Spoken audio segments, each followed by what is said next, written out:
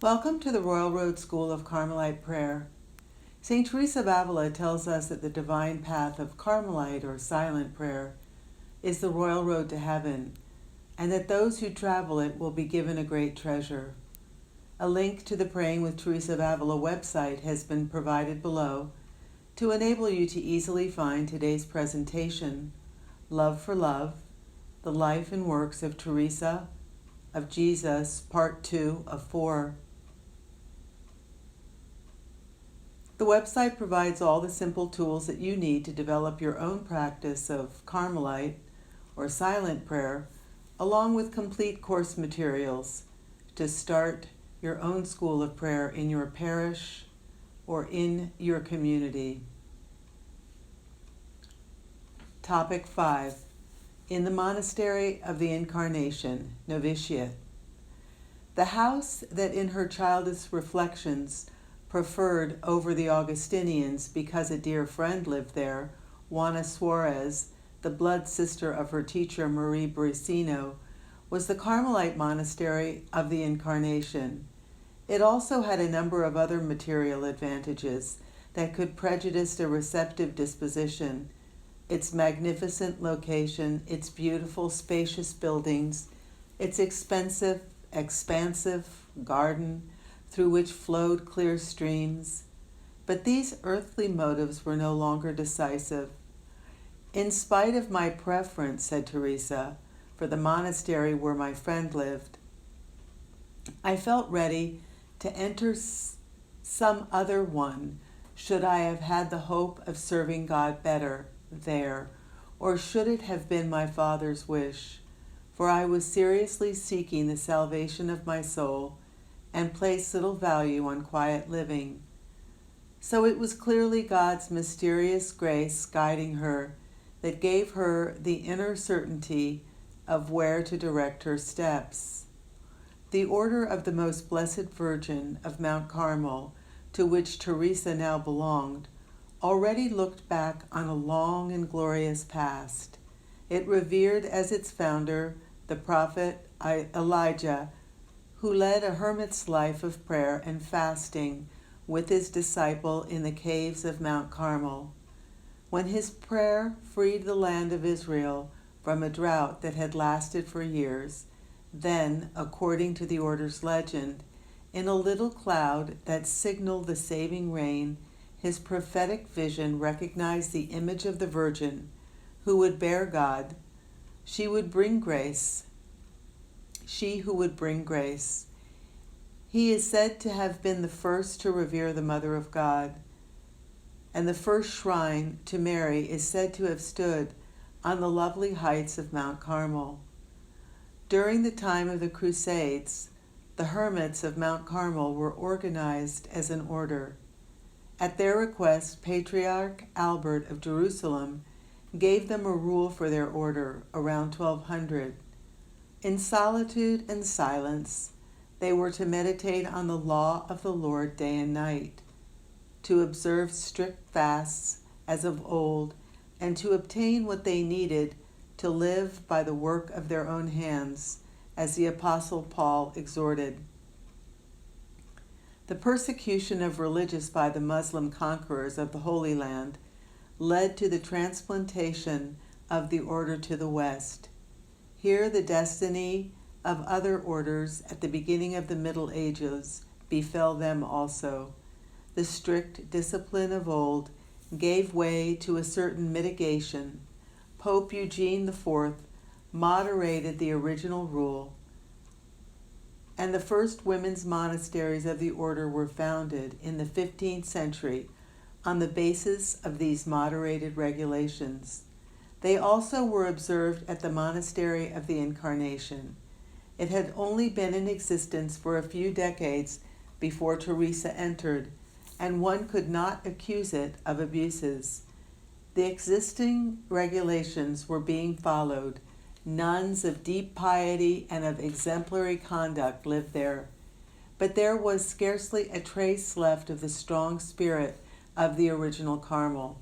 The rich appointments of the monastery permitted a comfortable life. The old fasts and penances were for the most part abolished. There was great freedom of association with people in the world. The influx to this attractive place was so great that the monastery numbered 190 nuns in 1560. Still, the framework given it by its constitutions continued to offer the full possibility of a true life of prayer. Teresa progressed through the school of the interior life to perfection here. The last shadow to her happiness as a young novice vanished when Don Alonso subsequently gave his consent to her decision and with a holy zeal set about to challenge his young daughter in climbing the mountain of perfection.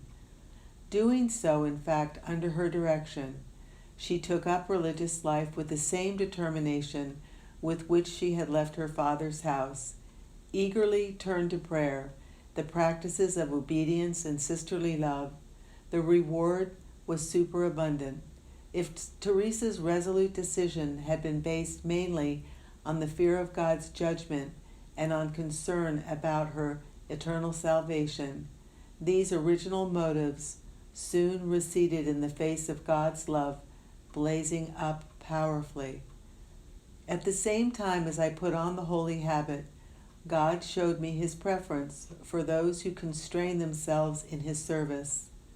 I also felt so happy in my new position that this blessed feeling still continues. Nothing could rob me of this delight. God changed the dryness that could bring me to doubt into love for him. All the monastic practices were congenial to me. I often had to mop the floor in the hours during which formerly I had dressed or amused myself. Just the thought of being free of all these silly things gave me renewed joy. I did not understand the source of so much joy. As I think about it, there is no difficulty then that I would not have the courage to overcome. I know from experience that as soon as one has firmly decided right from the beginning to pursue one's goal for the honor of God without considering the opposition of one's own nature, one is soon also rewarded. In order to increase our merits, God wants the soul to undergo an indescribable anxiety before one sets to work. But the greater this anxiety, the greater later is the delight. With holy joy, the young novice participated in choral prayer, but the prescribed prayer times were not sufficient for her zeal. She also was happiest spending her free hours in silent contemplation before the tabernacle. It goes without saying that souls who did not like prayer as much accused her of exaggeration. But she let nothing stop her on her way. God's love gave her a natural amiability and readiness to serve, a new incentive and higher motivation when dealing with people. She felt that a day was lost if she had not done some sort of work of charity. She welcomed the smallest opportunity for doing so. She took particular pleasure in caring for the sick. She enveloped with tender care a nun who was dying of a terrible disease that disgusted everyone else, and tried in every way to show that she was not at all repelled. This sick person's patience so strongly aroused her wonder that there was awakened in her a desire for similar trials. I asked God that, provided he were graciously to give me this patience, that he would also send me the most horrible diseases. I had the feeling of fearing none of them. I experienced such a strong desire for eternal goods that I would use any means to get them. Now I wonder at this myself, for at that time I did not yet have that love of God in me that I later found in meditative prayer. It was an inner light that let me recognize the little value of everything transitory and the immeasurable value of the eternal. Soon her pleas were to be heard. Topic 6. The School of Suffering, Interior Life. Not long after her profession in November of 1537, heart problems sent her to the infirmary. She bore the pain, the forced idleness, the inability to participate in the religious practices with no less patience than that of the nun who had amazed her. So she won the love of all of her other sisters, even those who had formerly criticized and misrepresented her actions. Her fond father wanted everything possible to be done, and because the doctors could not help, decided to take his daughter to a healer who was famous for her cures. Since the Monastery of the Incarnation was not enclosed, there was no hesitation about allowing her family to care for the young sister. The long trip back took them past Hortzagozia.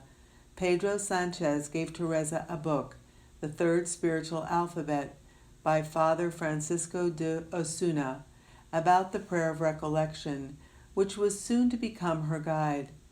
The traveler spent the winter in the farmhouse of Maria de Cepeda. Even though, as in earlier years, she was here surrounded by her loved ones and devoted herself wholeheartedly to them, Teresa knew how to arrange the day to give herself enough time for solitary prayer, and so she remained faithful to her religious vocation outside the monastery setting. However, her illness steadily increased so that it was a relief when spring came, the time the healer of Besetas had designated for the cure. The long journey was a torment for the patient, but the cure was even worse. Instead of healing her, it only increased her suffering. In spite of all her agonizing pain, she steadfastly continued in contemplative prayer according to the directions in her spiritual guidebook, and God rewarded this courageous fidelity by even then raising her to a high level of the interior life. In her writings, this doctor of prayer later presented the mystical life of grace in all of its stages with incomparable clarity. The neophyte who was beginning to practice prayer did not yet know what was happening in her soul, but in order to make her further development intelligible, it is necessary to say a few words here about the interior life. Prayer is the communication of the soul with God. God is love, and love is goodness giving itself away. It is a fullness of being that does not want to remain enclosed in itself, but rather to share itself with others, to give itself to them, and to make them happy. All of creation exists thanks to this divine love spending itself. However, the highest of all creatures are those endowed with spirit, able to receive God's love with understanding and to return it freely, angels and human souls. Prayer is the highest achievement of which the human spirit is capable, but it is not merely a human achievement. Prayer is a Jacob's ladder on which the human spirit ascends to God and God's grace descends to people. The stages of prayer are distinguished according to the measure in which the natural efforts of the soul and God's grace participate. When the soul is no longer active by virtue of its own efforts, but is simply a receptacle for grace, one speaks of a mystical life of prayer. So-called vocal prayer is designated as the lowest stage, prayer that remains within specifically designated spoken forms, the Our Father, the Hail Mary, the Rosary, the Divine Office.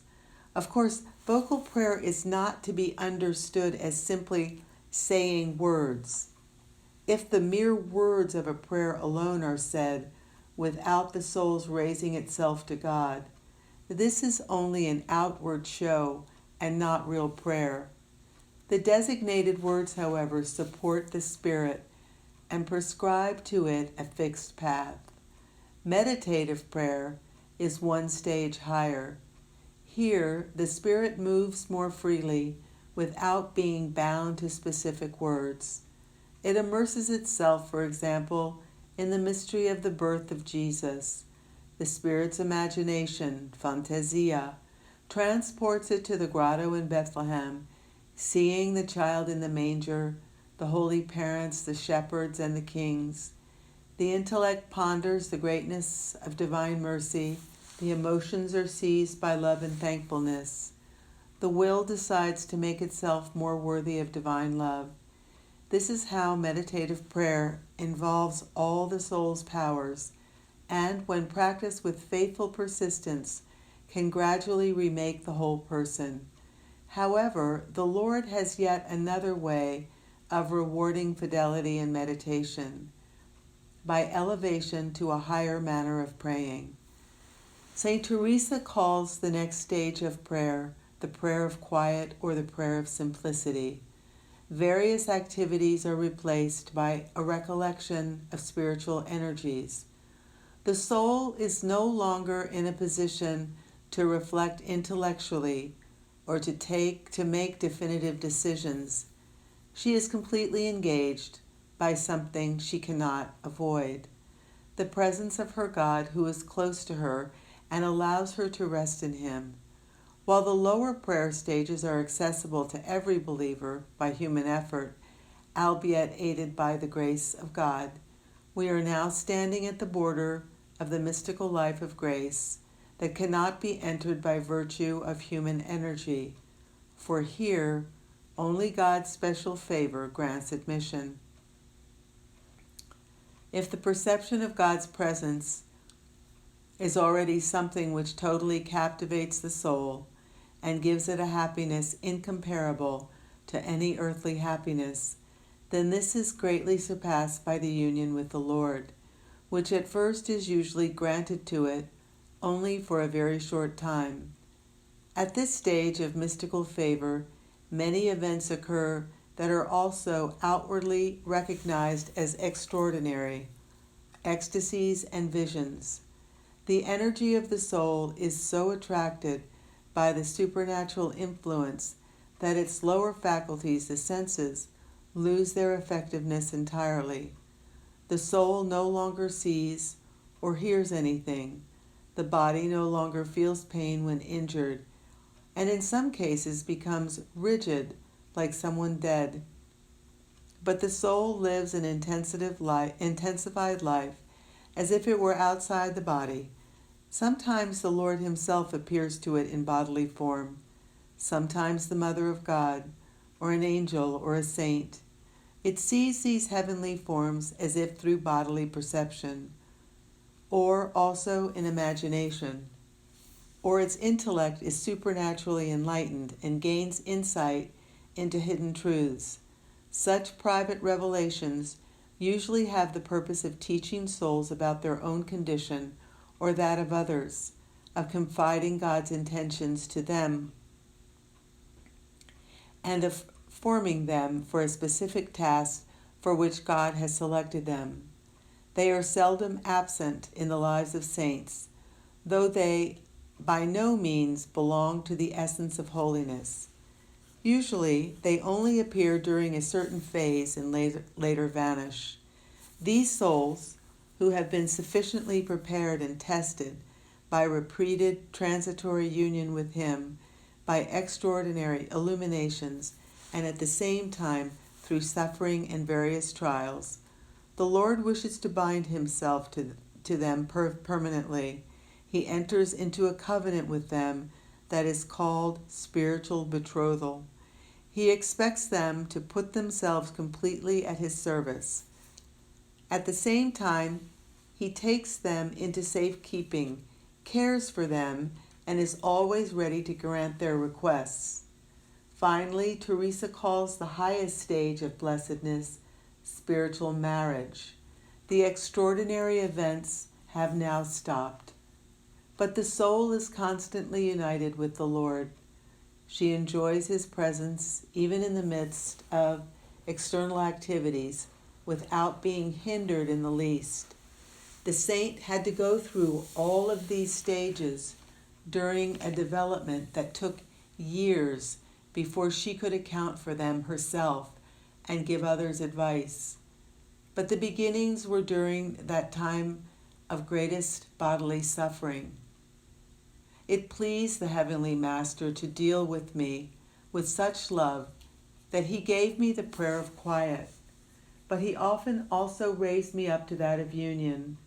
Unfortunately, I was unfamiliar with either kind. In fact, it would have been useful to me to recognize their value, to be sure. To be sure, this union did not last long. I believe hardly the length of a Hail Mary, but it had a great influence on me. I was not yet 20 years old and already believed that I saw the world lying conquered under my feet. I pitied all who had relationships with the world, even if the ties were permitted. I tried with all my strength to be truly present in my soul to Jesus our Lord, our highest good, our Master. My way of praying was to think about one of the mysteries of his divine life and make a mental image of it. The effect of her prayer was an ever-increasing love of God and of souls. If earlier her natural gifts had had an unusual influence on her human surroundings, her supernatural power to love now gave her an almost irresistible force. The first person to experience it was the priest to whom she confessed in Besetas. The insight he had into this pure soul, who blamed herself for innocent little slips with the most bitter regret, disturbed him so much that he himself confessed to his penitent the serious sin in which he had been living for years. Now she could not rest until he had freed himself from these disgraceful fetters. The power of her words and her intercession changed him into a contrite penitent. After her return to the family home in Avila, the state of the patient got so much worse that there seemed no further hope for her life. Teresa was unconscious for 4 days. The news of her death spread through the city. Her grave was dug at the Monastery of the Incarnation. The Carmelites of Avila sang a requiem for her. Only her father and her siblings continued to besiege heaven, and finally she opened her eyes. At the moment of awakening, she spoke some words that implied that she had seen some great things during this apparent death. During her last days, she admitted that God, at that time, had shown her heaven and hell. Besides her later work in the order and the saintly deaths of her father and her friend Juana Suarez, as well as her own. As soon as a slight improvement began, Teresa moved back to her monastery at her urgent request, but she was confined to her bed for several more years, seemed to be crippled forever, and suffered unutterable pain. She herself describes the state of her soul during this time of trial. I bore these sufferings with great composure, in fact with joy, except at first when the pain was too severe. What followed seemed to hurt less. I was completely surrendered to the will of God, even if he intended to burden me like this forever. It appeared to me that all I wanted was to get healthy so as to withdraw into solitude, as my book prescribed. This was difficult in the sick room. The other sisters wondered at my God-given patience. Without him, I truly could not have borne so much with so much joy. Now I understood how prayer is a blessing. In the first place, it showed me what God's true love was. Next, I felt new virtues developing in me that were still very weak. I never said anything bad about others. Instead, I excused those who were targets of negative gossip, for I reminded myself that I did not want to say, nor even like to hear anything that I would not have liked to hear said about myself. I remained true to this resolution. Sometimes, but not often, I failed to keep it. I advised the other sisters and people who visited me to do likewise. They assumed these practices. It was soon noticed. It was said that those absent had nothing to fear from me or from my parents and friends. Teresa suffered for 3 years without asking for recovery. We do not know why she now changed her mind. She only tells us that she decided to beseech heaven to end her suffering. With this intention, she asked that a Mass be offered and turned towards the saint in whom she had always had unlimited trust, and who owes to her zeal the increased veneration shown him.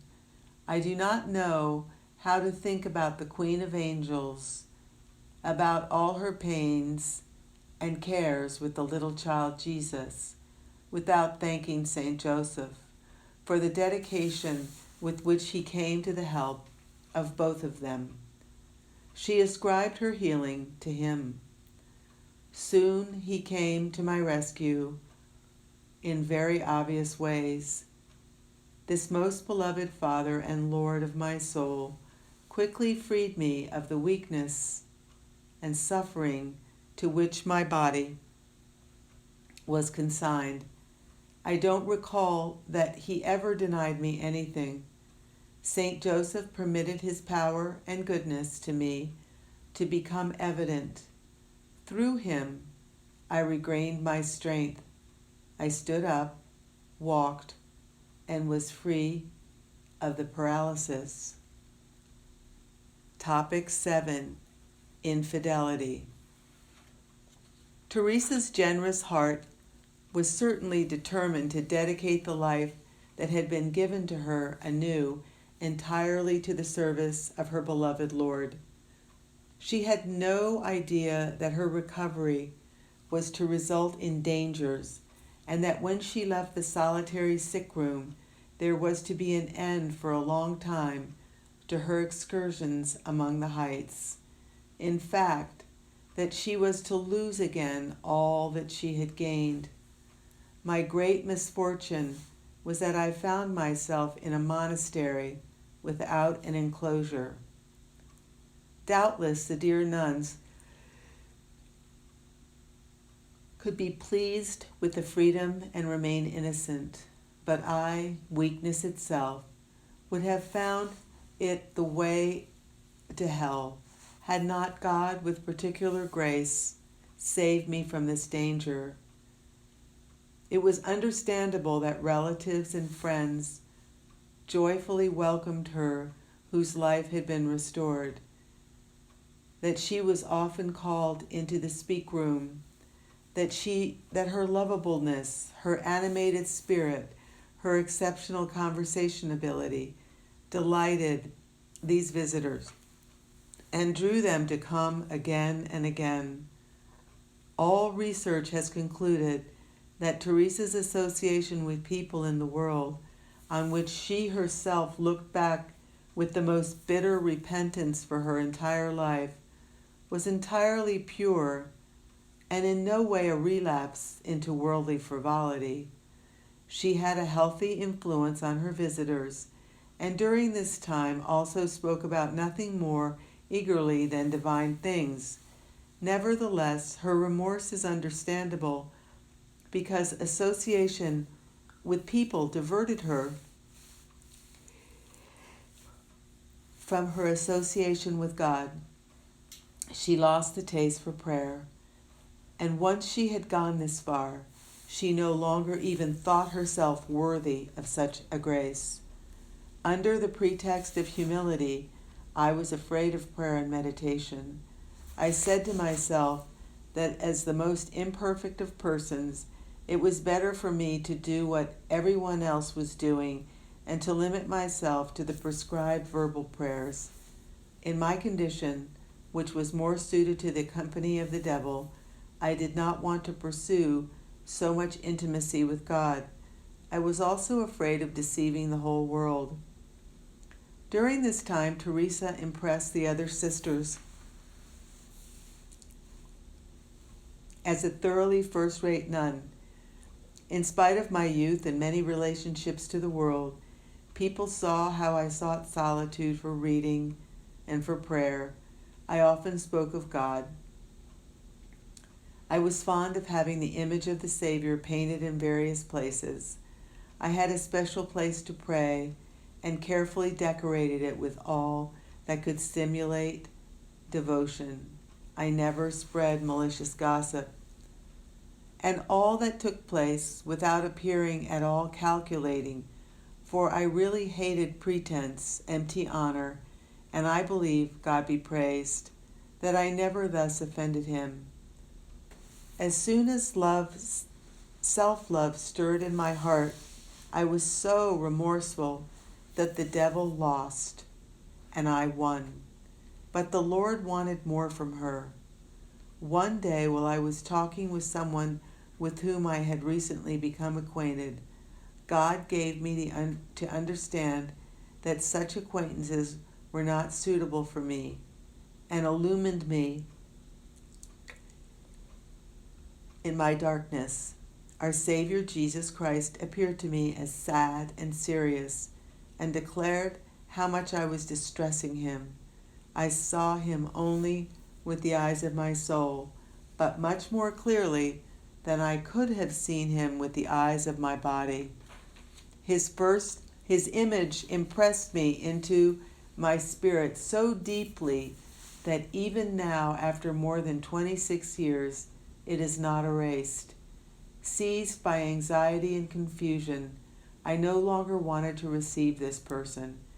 But to my detriment then, I did not know that the soul can see without the mediation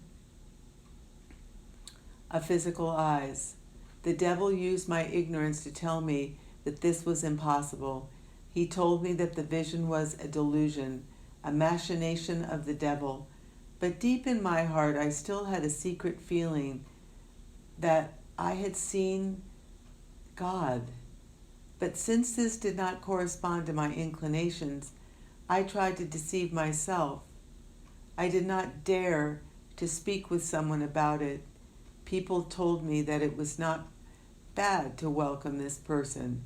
Associating with her would never hurt me, but would be an honor for me. Finally, I gave in. Her father's attitude was a serious warning. He had been allowing his child to lead him on the path of interior prayer and remained faithful to it. Teresa's upright nature could not permit her to leave him under the delusion that she was faithful to. I confessed to him, though without indicating the deeper reason, that I had stopped praying. I used only my health as a pretext. Actually, even though I had recovered from the serious illness, I still had to suffer a great deal. But this was not enough to justify myself. One does not need physical strength for prayer, but only love and steadfastness. My father, who loved me tenderly, was deceived by me, believed everything, and pitied me. Since he had already progressed far toward perfection, he no longer spent as much time with me. After a short dialogue, he left me with the remark that lengthy lingering is time lost. But I, who was losing time in an entirely different way, did not see with as sharp an eye. Teresa spent at least 1 year, possibly longer, in this way. She did not feel at all good about it, and was constantly in great spiritual unrest. Yet again and again she permitted herself to be held back by a false humility. I don't know how I was able to stand such a state of affairs. Perhaps what kept me going was the hope of taking up prayer again, for I still had in my heart the will to return to it again. I was only waiting until I got better. Oh, unto how wicked a path did this insane hope lead me. Topic 8. Return. Teresa was to find deliverance at the deathbed of her father. Upon the news of his serious illness, she was permitted to go to him and be at his side during his last days. With him I lost all my happiness and joy, yet I had the strength to conceal my pain from him. I remained quiet until his death, even though I felt that someone was tearing a piece from my heart as I watched such a precious life being slowly extinguished. But God gave him such a holy death that I cannot thank him enough. It was deeply moving to see the supernatural joy of this good Father, to listen to the advice that he gave us after receiving extreme unction. He made us promise to commend him to God and to plead for his mercy, to fulfill our duties faithfully, and to always remember how quickly the things of this world pass and perish. With tear-filled eyes, he told us about his pain at not having served God the Lord better, and during his last moment, rude not having entered the strictest order. He suffered a great deal, mainly with a piercing pain in his shoulders that gave him not a moment's peace. I remembered his devotion to the mystery of the cross-bearing Savior and told him that God surely wanted to let him feel something of the pain that he himself bore at that time of suffering.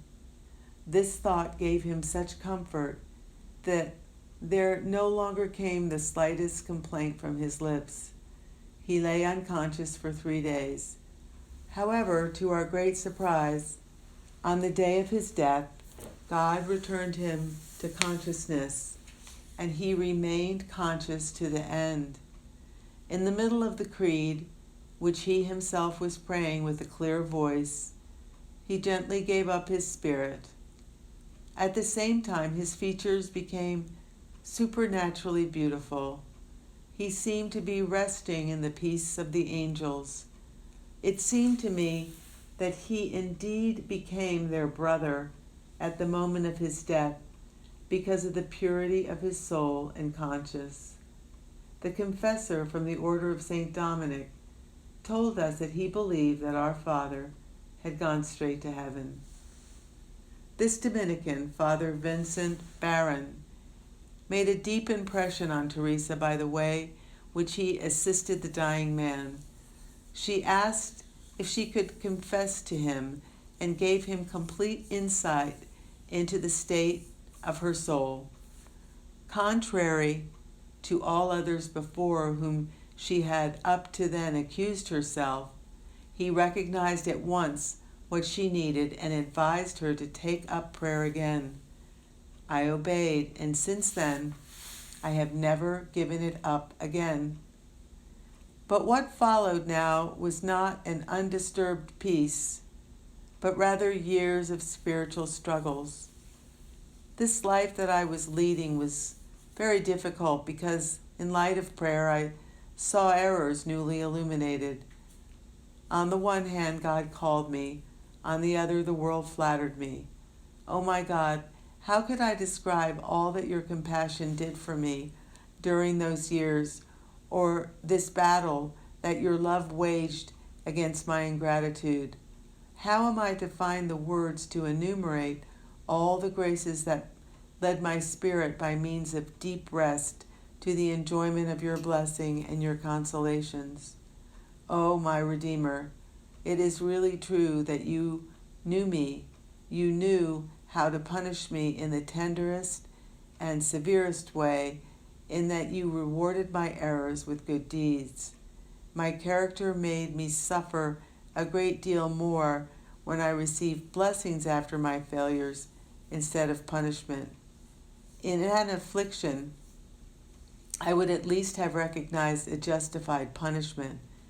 I would have seen this as a way of doing penance for my many sins. But to find myself showered by new favors after so shamefully misusing the many already received was a much greater agony for me. I firmly believe that only those who have had some knowledge of and love for God can understand this.